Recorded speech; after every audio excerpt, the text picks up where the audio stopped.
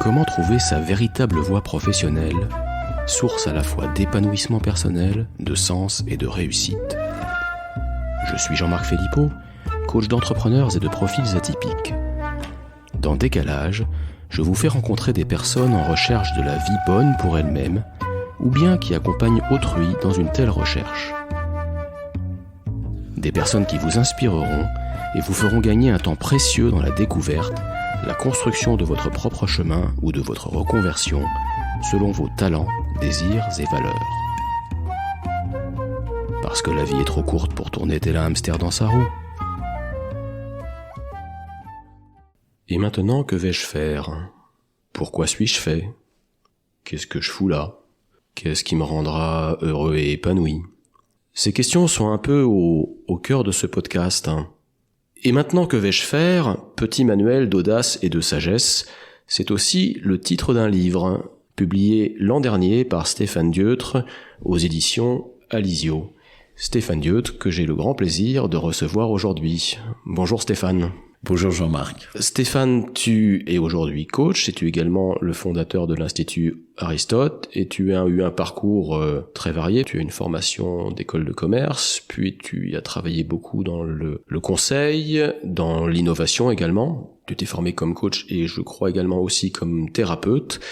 Mais peut-être avant d'aller plus loin, je vais te laisser te présenter plus en détail de la manière qui te conviendra. Merci, oui. Je suis aujourd'hui coach et donc fondateur de l'Institut Aristote, on en reparlera. Un institut qui propose une approche particulière de coaching. Mais avant cela, j'ai été conseil en marketing, communication et innovation. Donc j'ai mis un grand temps à trouver la voie qui me correspondait. Parce qu'avec le recul, le marketing, la communication, tu te dis mais qu'est-ce que je suis allé faire dans cette galère? Pas tout à fait, parce que comme peut-être on va le développer, ce parcours a permis de visiter différentes facettes de moi, et je crois que le premier réflexe que j'ai eu en sortant d'une école, donc l'ESSEC, qui est vraiment destinée souvent à rentrer dans les très grandes organisations, j'ai senti que aller vers la communication m'ouvrait la possibilité de développer chez moi une forme de créativité qui se serait peut-être éteinte dans d'autres domaines. Si nous parlons aujourd'hui dans le cadre de cet épisode, c'est parce que j'ai lu ton livre quand il est sorti l'an dernier, que ce livre en fait m'a beaucoup parlé. Alors il m'a parlé pour mon passé, c'est-à-dire que je me suis reconnu dans ce que tu écrivais à propos de toi, à propos de ton passé ou à propos de certains de tes clients. Je me suis reconnu moi, Jean-Marc, il y a 10 ans, ou il y a 20 ans, ou il y a plus que ça même. Et il m'a parlé aussi pour maintenant, parce que j'irais ce travail de recherche de sa propre voie, de sa juste voie, de sa place, de son rôle sur Terre. Enfin, moi je considère que c'est quelque chose qui est toujours en devenir, qui n'est jamais achevé. Et alors, il y aurait beaucoup à dire sur ton livre. Après, dans la durée de cet épisode, moi, je souhaiterais, pour nos auditeurs, peut-être qu'on se focalise sur... c'est mon parti pris, sur les 2 chapitres qui, personnellement, m'ont le plus parlé. Donc, il y en a un qui s'intitule, je crois, « Jouer la polyphonie ». Alors, étant musicien, ça m'a encore plus parlé. Et puis un autre sur lequel on ira sans doute dans un deuxième temps, autour de découvrir sa part d'ombre.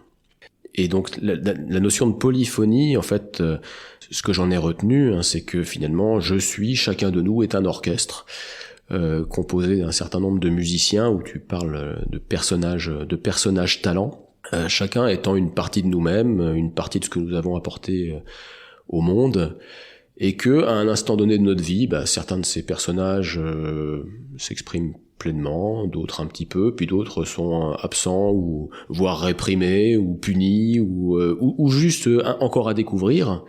Et là, moi, ça m'a beaucoup parlé, notamment pour toutes les fois où je me suis retrouvé face à des dilemmes, je savais pas quoi choisir, ou avec le recul, en revisitant certains épisodes de ma vie, où je me disais, voilà, j'étais malheureux.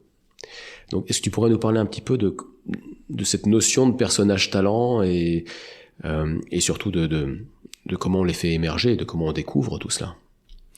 Alors, absolument. Donc, peut-être que c'est intéressant de bien comprendre que la plupart d'entre nous nous présentons sous un masque qui va peut-être être un de nos personnages ou une association de deux aspects de nous-mêmes, et que très souvent on va s'identifier à cette présentation, à ce masque, qui va nous faire ignorer, qui va nous aider à mettre de côté finalement toute une autre partie de nous-mêmes, sachant que la société nous encourage à plutôt être monochène que polyphonique, c'est-à-dire que elle nous encourage souvent à rentrer dans une case, et on va tout faire pour rentrer dans la case qu'on nous propose, et en essayant de cultiver l'aspect de nous qui est le plus sollicité par l'école que l'on fait, par le marché du travail, etc. Donc l'idée des personnages talents, c'est qu'au fond on a de multiples sous-personnalités, et que on les découvre petit à petit en s'autorisant à les visiter, et très souvent elles vont avoir des aspects contradictoires, ce qui rend les choses pas tout à fait aisées. Donc si je reprends un exemple personnel, donc je vais découvrir au début de ma carrière que je m'intéresse beaucoup aux sciences humaines, que j'avais pas du tout abordé, ou très très peu dans mes études. J'avais envisagé de m'inscrire dans une fac de psychologie. Je m'étais même inscrit, puis j'ai jamais mis les pieds, mais donc il y avait donc un intérêt et il y avait quelques lectures, mais cette partie de moi-même s'était pas déployée.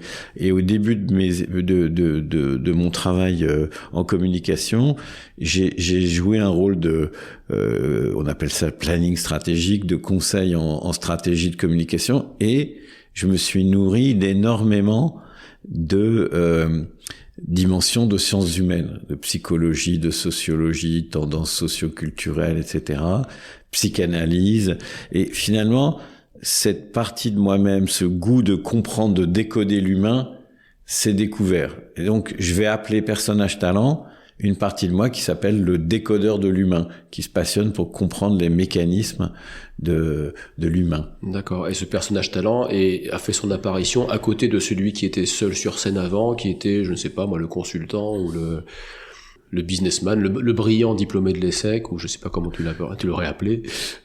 Je pense que il correspondait plus à une partie de moi entrepreneur, développeur de projet, sachant que d'ailleurs à l'ESSEC c'était pas encore très développé, donc disons que j'avais pu trouver un petit peu de moi dans cette partie entrepreneur, développeur de projet, qui aime emmener des gens autour d'un projet, qui aime conduire un projet.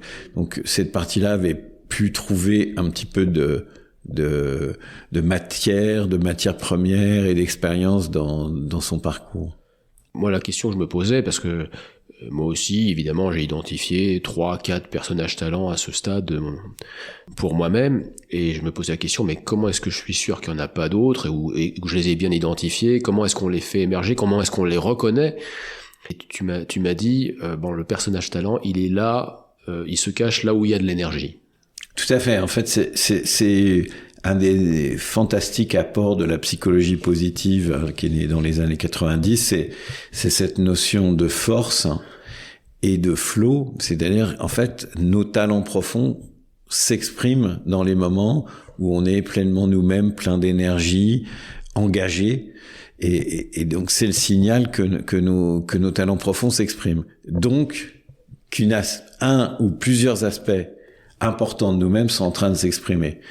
Là, tu fais référence à ce fameux livre, L'expérience optimale je vais oser, Mihaly Csikszentmihalyi, c'est ça? C'est ça. Moi, je dis Mihaly Csikszentmihalyi, mais je ne sais pas si j'ai... mon hongrois est très perfectible. Moi aussi. Et donc, effectivement, ces moments de flow, pour parler français, donc FLOW, ces moments où il y a un flux d'énergie, sont le signal qu'une partie de nous-mêmes s'exprime. Et donc, a posteriori, quand on regarde, on repasse en revue sa vie, on peut regarder les moments où il y a eu de l'expression de cet élan, de cette énergie, même depuis l'enfance. C'est-à-dire de voir comment tel jeu, telle passion, tel livre, etc. Et à faire cet exercice, on va avoir plein d'informations. On va avoir beaucoup d'informations aussi si on se tourne vers des proches qui nous connaissent bien en disant à quel moment je t'ai semblé très performante, en train de réussir, qu'est-ce que je faisais, qu'est-ce que tu voyais comme qualité chez moi. On va avoir là aussi énormément de matière. Et cette matière, on va l'organiser en facettes. C'est là où il y a un autre présupposé qui est de dire, au fond, il y a des sous-personnalités. Donc cette construction-là, elle est d'origine jungienne, de psychologie jungienne, qui est la notion de sous-personnalité. Et tu nous dis dans ton livre que ces personnages talents ou ces sous-personnalités vont nous être d'un précieux secours lorsqu'on se retrouve un peu à la croisée des chemins ou dans une phase de transition professionnelle ou de transition de vie, à se demander « et maintenant, que vais-je faire ?» C'est le moment de les convoquer pour voir si on les met tous ensemble sur scène, qu'est-ce que ça peut donner de vivant, en fait. Parce que la question, c'est aussi qu'est-ce qui me rendra le plus vivant. Absolument, c'est qu'est-ce qui me met en énergie, qu'est-ce qui me met en vie. Et donc, effectivement, au moment où je me pose la question « et maintenant, que vais-je faire ?» il est bon d'avoir cette connaissance profonde de ces différents aspects pour pouvoir avoir une forme de grille de lecture de la situation. C'est-à-dire, si j'ai différents aspects de moi dont je suis conscient et qui souhaitent s'exprimer, c'est un petit peu comme si j'avais une équipe. J'ai une équipe où, si je reprends la métaphore du début, c'est-à-dire j'ai un orchestre avec différents musiciens et tous ont envie de jouer. Et s'il y en a un qui se tait, il y a quelque chose de moi qui est un peu amputé, qui est un peu endormi et qui me permet pas de vivre à plein ce que je suis. Tu disais tout à l'heure que jusqu'à peu de temps, c'est en train de changer, mais jusqu'il y a quelques années, en tout cas en France, professionnellement, on valorisait surtout les parcours bien linéaires, c'est-à-dire la personne qui, depuis l'âge de 20 ans, voire même avant, avait une cohérence apparente, sans faille dans son parcours, dans ses différentes études et étapes professionnelles. Et ce que tu me disais, c'est qu'en fait, même derrière le parcours apparemment le plus linéaire, il y a un déploiement de différents aspects et que finalement, un parcours linéaire, enfin, soi-disant linéaire, reste toujours une construction a posteriori, en fait. Oui, parce qu'en fait, quand on le regarde, et donc quand on accompagne les personnes et qu'on pose la question de ce qu'ils faisaient, ce qu'ils aimaient faire, on s'aperçoit que c'est beaucoup plus riche et subtil que le CV. C'est-à-dire que le CV va décrire un poste, des missions, mais pas forcément la réalité de tout ce qui se fait dans une journée, dans une semaine. Donc un exemple qui peut être intéressant, c'est l'exemple de quelqu'un qui est dans un service de comptabilité ou de contrôle de gestion et qui est celui qui fait interface avec le reste de l'entreprise. Donc c'est pas du tout marqué dans son job. Son job, c'est comptable, contrôle de gestion, et en fait, l'équipe et le système font que petit à petit, il se porte à l'endroit de l'interface entre ce service et puis le monde extérieur, et qu'en fait, il devient porte-parole, communicant de ce service. Et donc, ce titre ne lui a pas été mis dans sa feuille de route. En revanche, il s'y épanouit, et puis tout le monde comprend qu'il est bon et que ça rend un service. Donc, ses talents rencontrent un besoin et s'expriment, et vont donner une couleur tout à fait différente à son travail, puisque c'est celui qui explique les chiffres, c'est celui qui accueille les demandes, c'est celui, voilà. Et en fait, c'est tout un aspect de lui-même qui va être justement dans la relation, dans la communication, dans la pédagogie, qui vont s'exprimer. Et ce que je trouve super intéressant dans cet exemple, c'est que le passé, c'était le passé du taylorisme, où en gros ce que cherchaient les grosses organisations, c'était des personnes idéalement interchangeables pour un poste donné. Bah tiens, voilà, j'ai un contrôleur de gestion produit générique, et que de plus en plus, les organisations ont compris que c'était intéressant, y compris dans leur propre intérêt, de valoriser l'authenticité, c'est-à-dire pas juste pour l'épanouissement de la personne, mais aussi pour la performance de l'entreprise. Et que justement, ce qui va faire cette authenticité, c'est la couleur particulière que va exprimer ce contrôleur de gestion pour rester dans ton exemple. Oui, alors, notamment, donc d'abord, ce modèle très industrialisé, très normé du taylorisme, il a commencé un petit peu à se fatiguer, notamment quand on a compris que c'était intéressant que les gens contribuent, que les gens discutent, qu'on peut améliorer les processus, la qualité du travail, etc. Donc il y a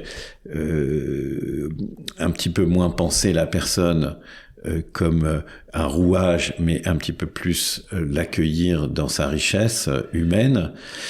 Ce qui change beaucoup la donne, c'est ces entreprises qui ont conscience qu'elles sont bâties sur des talents, ce qu'on appelle les talent companies, et donc qu'elles doivent retenir et déployer les meilleurs talents dans un domaine. À ce moment-là, ils sont conscients que ce n'est pas seulement en les formant, mais c'est aussi en les épanouissant. Ce qui est et que c'est à cette condition qu'ils vont avoir le meilleur de la personne, et que de ce fait ils ont commencé à cultiver la capacité d'accueillir la personne dans sa singularité, et même d'essayer de tirer parti de cette singularité. D'où cette question qui a émergé dans les entretiens d'embauche dans le monde, c'est qu'est-ce que vous allez apporter de singulier et d'unique à notre entreprise? Pourquoi on va vous engager, vous? Qu'est-ce que vous allez... Donc, d'essayer de déceler cet apport particulier de chacun. Et ce que tu dis aussi, c'est que en fait chaque aspect de soi, donc chacun de nos personnages talents, aide à faire grandir les autres, que tout cela interagit, et que finalement c'est la combinaison, la possibilité de combiner à un instant donné nos 3, 4, 5, je sais pas jusqu'à combien tu montes d'ailleurs, personnages talents qui va maximiser notre puissance, notre rayonnement, notre vitalité. Alors, juste pour répondre à ta question sur le nombre de personnages talents, on s'aperçoit de façon pragmatique que quand on en décèle et nomme 5 à 8, on a souvent le sentiment qu'on a couvert la plupart des champs, la plupart des facettes de soi. Donc on fonctionne bien avec des chiffres de ce type-là, ce qui ne veut pas dire que les choses soient totalement figées. Donc évidemment l'idée c'est d'accueillir la singularité de chacun, mais pour revenir à la question, donc le système des personnages talents est un écosystème. Donc on pourrait utiliser aussi la métaphore de la permaculture, c'est-à-dire que quand tout va bien et quand on a laissé se déployer au mieux cet écosystème, chaque variété va permettre à l'autre de mieux grandir, de mieux s'épanouir, etc. Donc on a un genre d'intérêt, c'est-à-dire que plus se déploie chaque partie de nous-mêmes, plus elle enrichit le jeu collectif et plus elle stimule le jeu collectif. Donc c'est exactement comme dans une équipe, c'est-à-dire que pour que j'ai le maximum, ça c'est d'ailleurs étudié, pour que j'ai le maximum de performance de l'intelligence collective de l'équipe, il faut que chacun puisse participer au processus, avoir sa place, avoir une parole authentique, se sentir accueilli, en sécurité dans l'équipe, et que l'on l'autorise à déployer ce qu'il a d'original à offrir au collectif. Et un point que je souhaiterais rajouter, qui m'est personnel, mais moi j'ai juste commencé mon travail sur les personnages talents grâce à ton livre, et je prétends pas les avoir tous identifiés. Mais j'en ai déjà identifié 3-4. Alors il y en a genre au moins 2 qui peuvent être assez proches des tiens, l'entrepreneur ou le compétiteur, et puis le décodeur de l'humain. Puis après il y en a d'autres. Moi il y a l'artiste ou le showman. Enfin il y en a. Et en fait je me suis rendu compte a posteriori. Je me dis en fait finalement là telle phase de ma vie où j'étais pas très heureux, pas très épanoui dans mon boulot, puis peut-être ailleurs. C'est en fait il y en avait un qui avait pris le pouvoir, et puis les autres qui étaient rejetés dans l'ombre, qui avaient plus tellement droit à l'expression. Donc depuis, je voulais partager ça avec nos auditeurs. Moi, c'est une sorte de guide. Tiens, dans ce que j'ai prévu de faire dans les prochains mois, est-ce que les 4 personnages talents que j'ai identifiés, ils ont leur place, ils vont être contents, ou bien est-ce qu'il y en a un qui va être mis au placard? Absolument, c'est vraiment une grille de réflexion, de décision, et je dirais aussi de manière beaucoup plus pragmatique, une façon de piloter son niveau d'épanouissement et d'accomplissement, parce que le signal effectivement d'une baisse d'énergie, d'un désintérêt, d'un ennui, ou carrément d'un moment de dépression ou ce sont des signaux que l'on peut analyser à l'aune des personnages talents. C'est-à-dire, est-ce qu'un de mes personnages ne peut pas s'exprimer dans la situation? Est-ce que les besoins de chacun des personnages, parce que chaque personnage, chaque facette a des besoins propres, hein, et des aspirations propres. Donc, si on a ignoré ses besoins, ses aspirations, l'écosystème va commencer à se dérégler. Il va y avoir une souffrance de quelque chose qui ne se réalise plus, qui ne s'épanouit plus, qui va arriver. Alors soit c'est un petit signal et le réglage se fait assez rapidement en disant bah oui, tiens, j'ai pas permis à cet aspect de moi-même de vivre depuis un moment, et donc je vais faire les choses un peu différemment. Je vais faire différemment.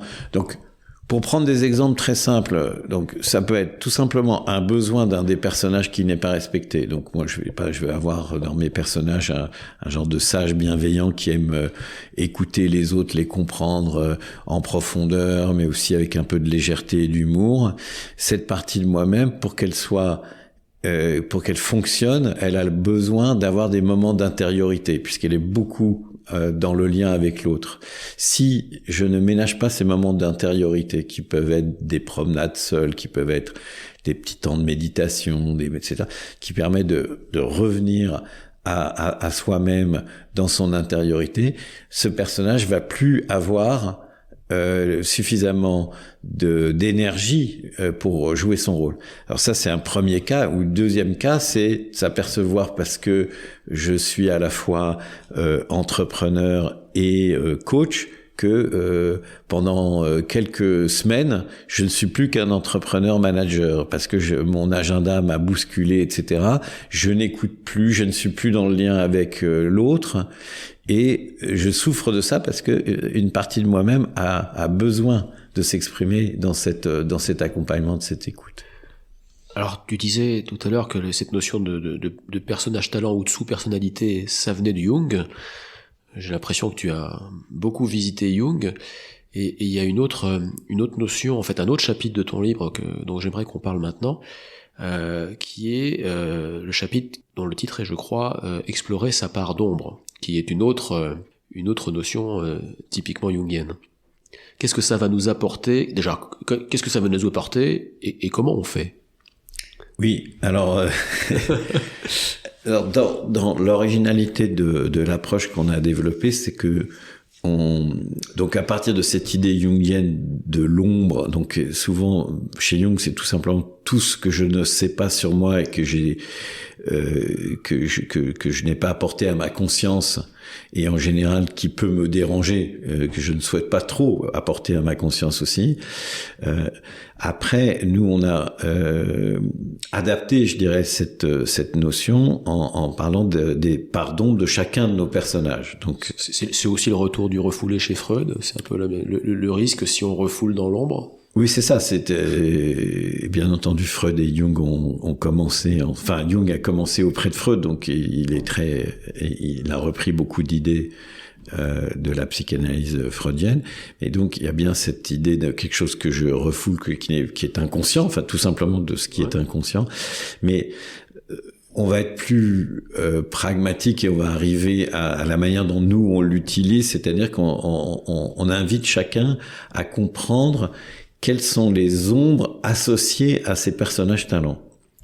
Donc, le décodeur de l'humain, par exemple, va peut-être avoir l'ombre de risquer de surinterpréter et de surdécoder, c'est-à-dire d'être dans d'une attention aux messages et aux signaux de l'autre excessive et dans l'interprétation ou la surinterprétation des messages de l'autre. C'est le revers de la médaille ou l'excès du talent, en fait. Absolument. C'est-à-dire que c'est l'excès ou parfois l'opposé. Alors, l'excès, ça fait assez facile à comprendre. Donc, si je suis exigeant, je peux devenir trop exigeant ou perfectionniste ou intransigeant. Et à ce moment-là, je tombe dans l'excès de l'ombre. Ou si je prends un exemple personnel, donc moi j'ai un personnage qui est un genre d'animateur, qui aime conférencier, qui aime prendre la parole, etc., qui peut-être là est en train de parler. Il a comme moteur et comme ombre le besoin de reconnaissance. Donc le besoin de reconnaissance, ça peut être un moteur extraordinaire et ça peut être une ombre, puisque si j'ai le sentiment d'ennuyer la salle et que je doute de mes propos et que je commence à m'inquiéter, à perdre en énergie, à ce moment-là, l'ombre du besoin de reconnaissance me joue des tours. Mais si c'est simplement un moteur pour écrire un livre ou faire une conférence, ça peut être extraordinaire. Donc c'est la conscience de l'excès.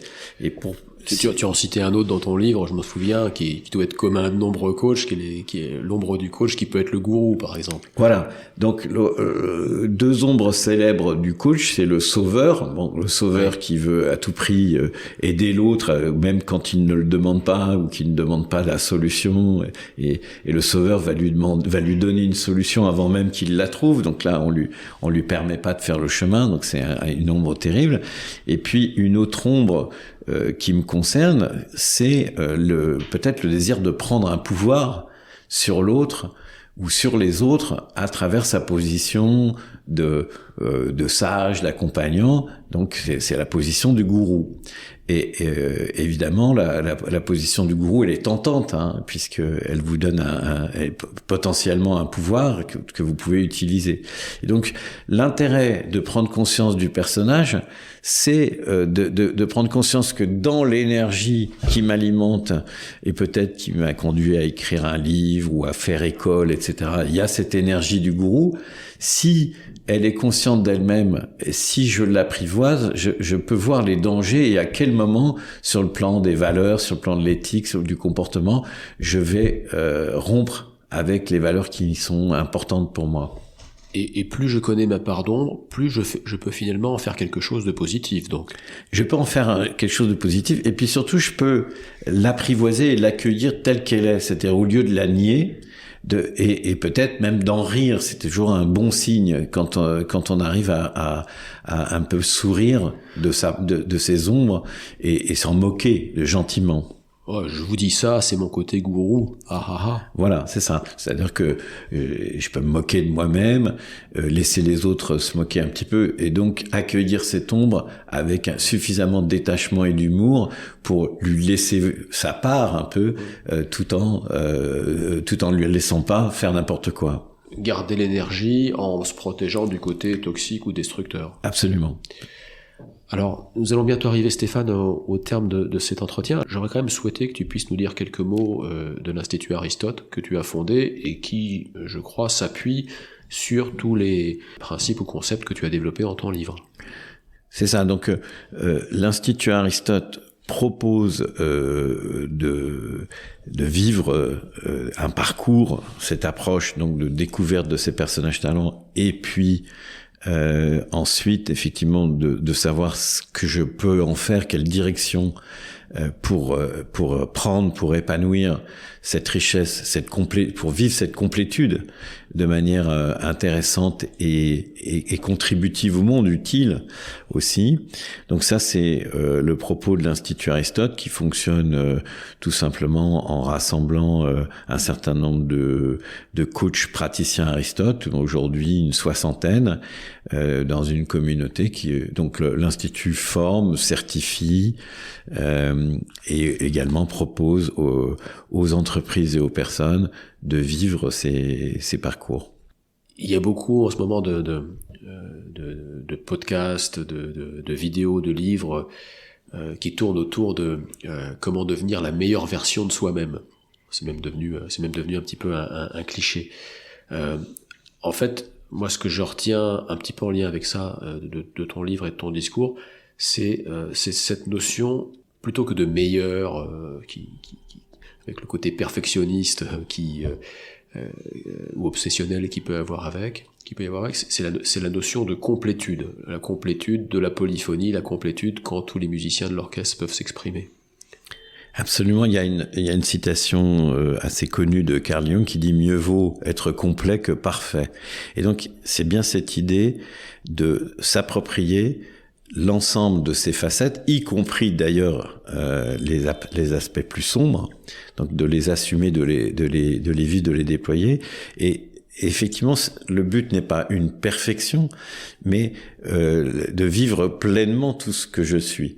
Alors, il ne s'agit pas non plus de l'idéologie de juste je suis moi-même et c'est cool. Et c'est apprendre ou à laisser. Et c'est apprendre ou à laisser. C'est comme ça. Et c'est pour ça qu'on se revendique d'Aristote, c'est-à-dire qu'il y a quand même cette idée de déployer cette richesse dans sa virtuosité. C'est-à-dire que si je suis un orchestre, cet orchestre, je prends la responsabilité qu'il joue au meilleur de ses possibilités. Donc c'est moins d'abord dans sa complétude, dans sa richesse, dans sa polyphonie, mais aussi en cherchant à être virtuose de ces instruments de musique, non pas par goût de la perfection, mais plutôt parce que c'est source d'accomplissement. Parce que c'est dans cette réalisation de ces possibles qu'offre cette association de talents que je trouve à la fois accomplissement et sens. Puis alors dans cette citation, mieux vaut être complet que parfait, il faudrait déjà définir ce qu'est la perfection pour un être humain. Je ne sais pas si Jung en parle, je m'en souviens pas. Alors là je serais bien incapable de définir ce qu'est la perfection, mais ce que nous soutenons à l'Institut Aristote, c'est l'idée que ce qui est source d'accomplissement, de bonheur, je prends l'expression d'Aristote, de démonia, de bien-être démonique, maintenant c'est utilisé en psychologie contemporaine, ce bonheur démonique, je le trouve dans ce déploiement de ma richesse, dans sa complétude. Donc le fait de vivre l'ensemble de mes potentialités et de les déployer dans quelque chose qui fait sens, et qui est contributif, c'est source de réalisation profonde. Et tant pis si je ne suis pas parfait, et si je ne suis pas parfait, ça veut souvent dire que si j'essuie des reproches ou parfois des regards courroucés de mon entourage et de mon environnement. Parce que souvent la perfection, on peut l'associer, j'imagine, au regard des autres, et donc à la nécessité de mettre un masque, voire une armure. Oui, à ce propos, évidemment, à partir du moment où je pense que la source d'accomplissement et de sens dans la vie, c'est ce déploiement de mes talents profonds, de mes richesses intérieures, et je peux plus rentrer dans une logique de comparaison avec l'autre, puisque ce déploiement est totalement singulier et lié à ce que j'ai en moi. Donc ça n'a pas de sens de le mesurer à l'aune d'une norme, puisque le propos est justement d'inventer un chemin singulier, d'où l'expression jungienne de individuation, un mot un peu savant pour dire l'invention de ce chemin de réalisation. Eh bien Stéphane, il me reste à te remercier d'être venu aujourd'hui dans mon podcast. J'espère que cet échantillon de nos échanges donnera envie à un grand nombre de nos auditeurs d'aller lire le livre ou d'aller en découvrir plus sur les personnages talents et comment finalement mieux se connaître, mieux découvrir, nommer les parties de nous-mêmes, identifier les parts d'ombre pour mieux s'accomplir, pour être un peu plus complet.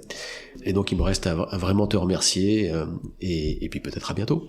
Merci à toi.